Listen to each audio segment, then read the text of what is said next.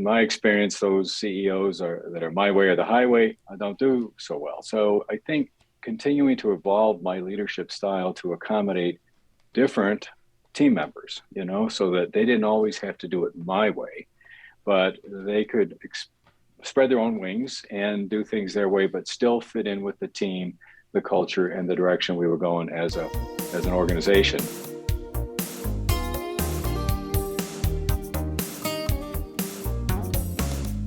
Welcome to the Excellent International Leadership Podcast. Your host today works with the world's leading experts on international leadership, helping them find purpose and implement their vision. She's a master certified coach and facilitates a mastermind for CEOs of international companies.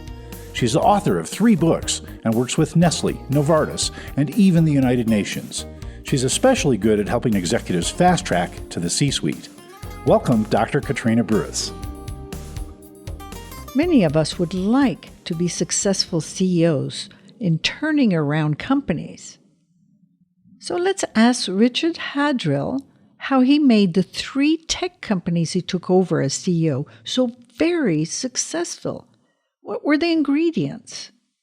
After his success, what is meaningful for him today? Welcome to the Excellent International Leadership Podcast. I'm your host, Dr. Katrina Bruce, and today we have Richard Haddrill. What are you the most proud of in your business career? Well, I suppose it would be, if I look back on it, 2 things.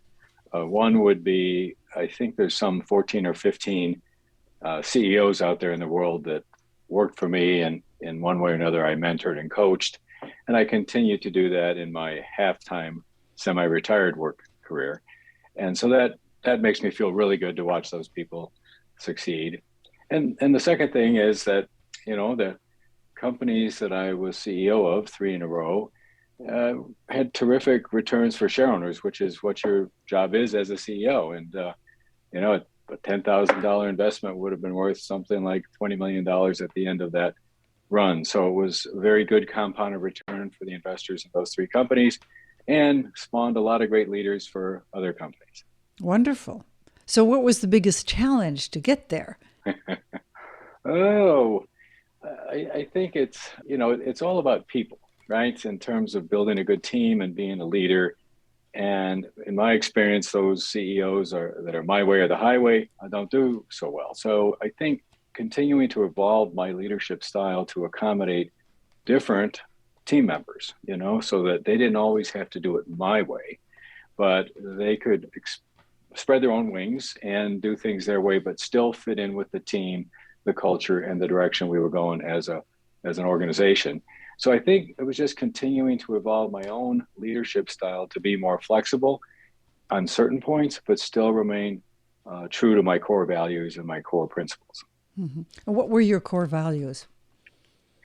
Well, whenever I joined a team as the leader, I always tried to have a couple of things in common. One was high energy, strong teamwork, and sort of a culture that we did what we said we were going to do. If you look at all the studies throughout business and athletics and everything, it's people who honor their commitments do better, have that certain sense of self-discipline. So, for example, somebody once asked me, what is the first thing you did when you took over this business?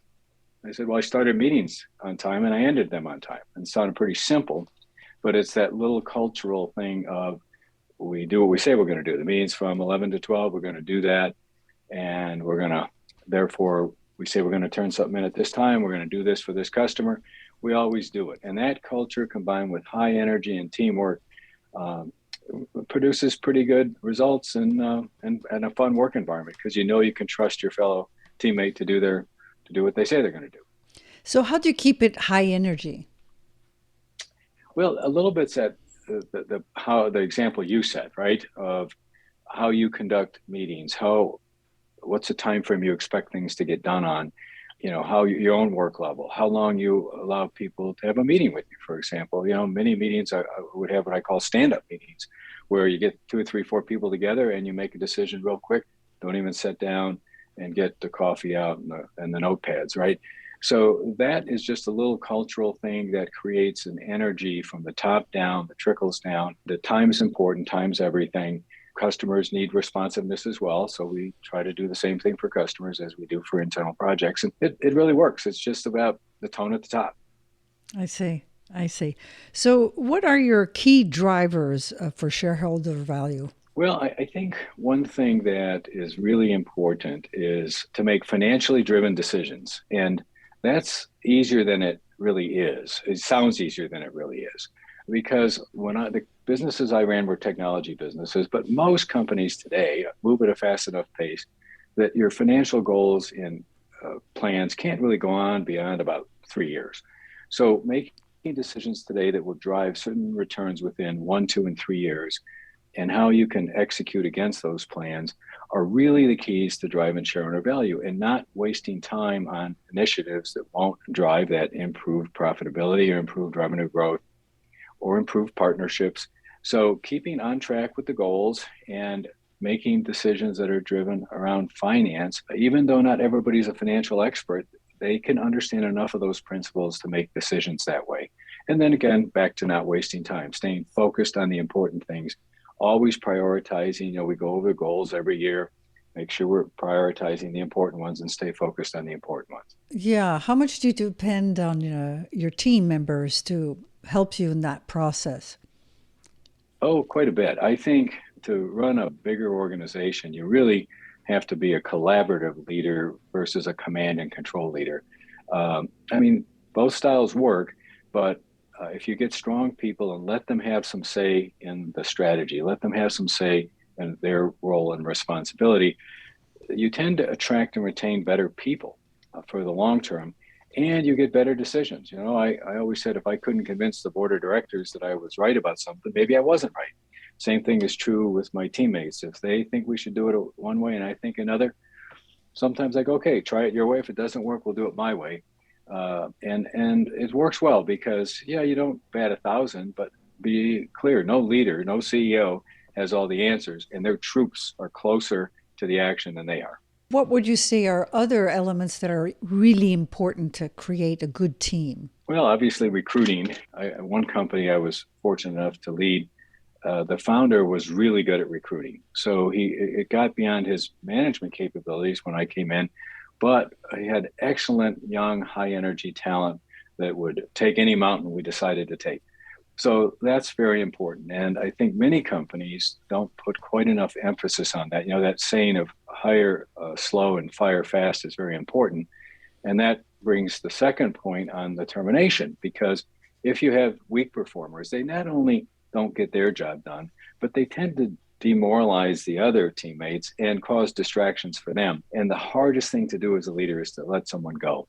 But I find that if you do it, you're actually doing everybody a favor. Your remaining teammates, that person needs to go find something else they'll have more fun and do better at. And yet we just don't want to do it. So recruiting and terminations are pretty important to keeping the culture and keeping the share owner value driving forward.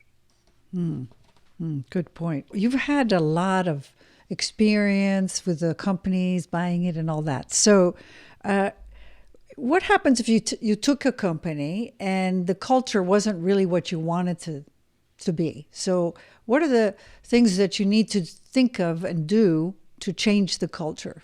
Well, it's a really challenge, I think, that can vary by opportunity. So again, I'll draw two of my experiences. One, when I joined as CEO, the average age was 29 years old, and the teammates were extraordinarily high energy and recruited well. Then 5 years later, I moved to another company where the average age was 46 and a half or 47.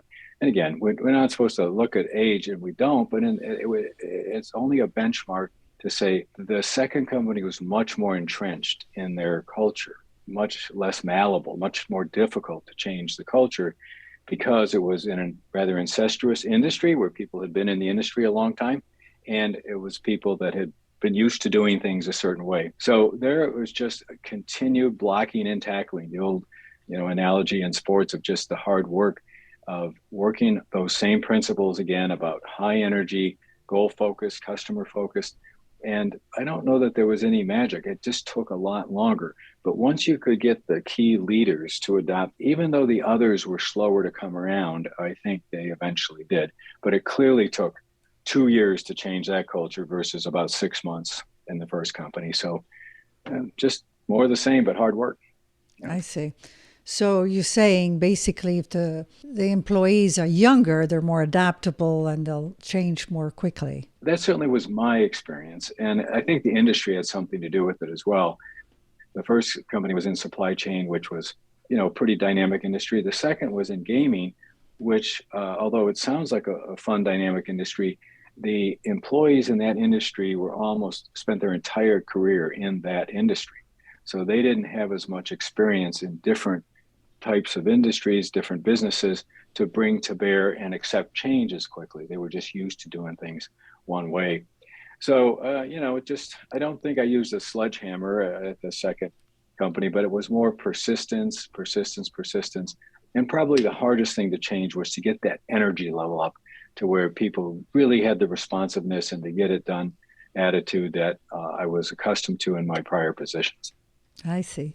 So what about international companies, going international, because you have had quite a bit of experience with Ernst Young working internationally.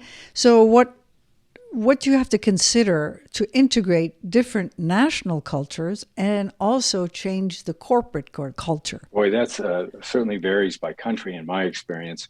And each of the companies I had did have substantial international businesses.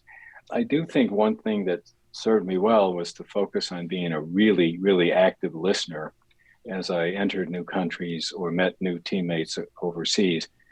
Communication is always important in any aspect of business, but boy, when it's international, whether it's speaking more slowly because English is a second or third or fourth language, or there's a translator, listening carefully to what they're trying to communicate and repeating to make sure there's no miscommunication. And once you've gotten there, then of course it's observation. This is a listening skill too, about the different cultural differences. I mean, you're very international global, but you probably know some of the same things I do. The Germans, it's all about the contract. So you better get the contract right up front. The French will argue about everything, but they're not really mad at you. The Indian cultures, they will nod their head as if they're agreeing and they hate to disagree, but that doesn't mean they're going to get the project done on time. So those little things that you have to listen, learn, pick up from local people, and then you have to adapt. I don't think it's easy to force them to be, say, American, which is my roots. At the same time, though, we want to get that culture of high energy, do what you say you're going to do. And those principles, I think, permeate across teams, no matter what country they're in. Winning begets winning. So trying to set goals that people can achieve so they get in the custom of winning, doing what you say you're going to do, being very customer focused, responding quickly, setting reasonable but tight deadlines, all help with creating that culture despite the differences in the different countries. And I didn't really have any issue getting that broad culture that I like in any country. Oh, good. And what do you think that having that international experience, how has it helped you in business later on? Well, clearly, as I went to, for example, when I first went overseas, I had not been outside the United States except to Canada and Mexico for day trips. So it was a rude awakening for me to move to Paris and spend 2 years with 17 countries across Europe, 17 offices across Europe and others in Asia and the Middle East. So it was a big awakening for me. But what I learned from that experience through this aggressive listening was certain principles that I just recently mentioned that worked in every country, which is showing respect for the local country. Again, I see this so often, especially with American companies, because our market is so big in America that they go to other countries and try to force people to be exactly the way we are. And that's just doesn't work as well as respecting the local team, the local culture to some extent. Again, you have to have your broad company principles, but to respect how they approach things, to listen to them and let them have a voice. And then another thing is just treating them equal across the entire globe. I know many technology companies use subcontractors to do their tech work. Well, I always employed the folks on technology, whether they were India or Eastern Europe, as employees, so they felt like part of the teams, the same compensation plans, the same goal setting, and the same meetings they were part of, no matter where they were in the world. And that was before Zoom calls. Right. And so when you came back and worked in the US, did it give you any different perspective? What did you take with you? Well, I mean, certainly I was a broader thinker in terms of go to market. I didn't any longer think about, well, let's just do the US first and then we'll go somewhere else. I thought, where can we go with a new product more broadly and faster?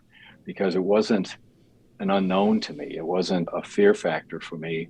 I knew the people there and the customers there appreciated the same product functionality, the same service level as anywhere in the world. So I think, and then I had developed some relationships around the globe that were helpful in recruiting or in introductions. And so that was, spending time overseas was very valuable. And it's difficult for many people to do because they do lose their connection back home. But at the same time, if they'll grasp all that experience and bring it back with them, it certainly was valuable for me and how I thought about growing businesses after that. So I guess there's a certain time element to spend abroad without losing time or connections with the headquarters, or to not be forgotten. It's a great point. And one of the things I did, the company when I was living in Paris was headquartered in Atlanta. And I came back every month to spend a few days walking the halls of the headquarters office, talking to the top executives, talking to my support teams, because I didn't want to lose that out of sight, out of mind. And I wanted them to think about my customers and my teammates whenever they were rolling out a new compensation plan, a new product, a new service. I wanted to be top of mind to make sure our global customers got the same service, whether they were in the US or anywhere in the world. And it worked, but it was on me. I couldn't count on them to think about us. I had to be the one to make that happen. Great. That's great advice. Yes. So, Richard, you've been very successful with all your companies and now you're mentoring other people. So what would you say that now, to be more successful, you're already successful. So what would be meaningful for your life now? Gee, there's just nothing like seeing others do well and that maybe you've had a little help in that, right? So I really enjoy, one of the things I've observed, sometimes if you've been a CEO and you go on a board, you're so used to having it your way that you're not a good collaborator as a board member. So I've had to be careful that I, as a board member, am a collaborator, that I make it safe for the CEO or other executives who get my advice to disagree with me, to do it a different way. They have a bigger window than I have as a board member. And so they see their field of play better than I do. But I have breadth of experience and they have depth of experience. So those together can be powerful, but I just can't let my ego get in the way that I've got to be right. And I think that's worked well for me. It's made me, have more and more people appreciate my involvement. And that's what's success to me now, is helping those people do well. And when I do, their businesses seem to do well, their employees do well, their customers do well. So you're kind of, in your own way, helping the world be a better place and helping people grow, be happy. So that was a big transition, if I heard you correctly, between being a CEO where you have more direct control and being a board member, stepping back, collaborating with the other board members, not necessarily being right. Is that correct? That's exactly right. And it could be frustrating at times because your ideas will move at a slower pace. Your suggestions will often move at a slower pace than when you're the CEO.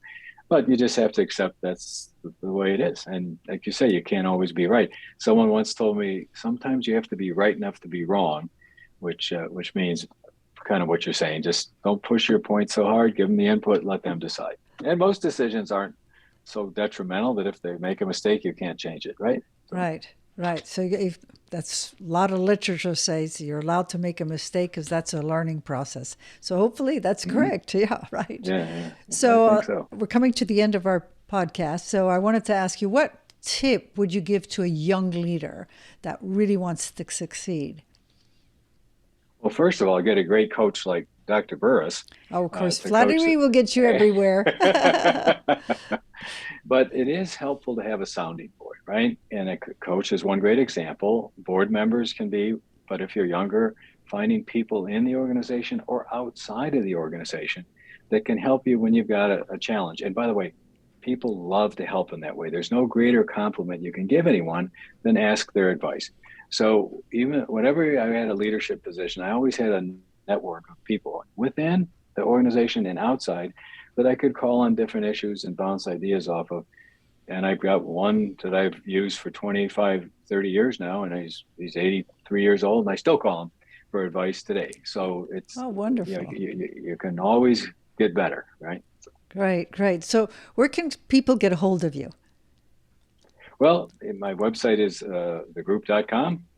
I'll post this webcast out on LinkedIn. They can find me on LinkedIn, and I do investing and consulting and board member work, and have a good little team to support me doing that, and would love to hear from exciting companies that I can help. Wonderful. Thank you so much, Richard. Thank you. Thank you, Doctor. It's been fun. Thank you for listening to the Excellent International Leadership Podcast.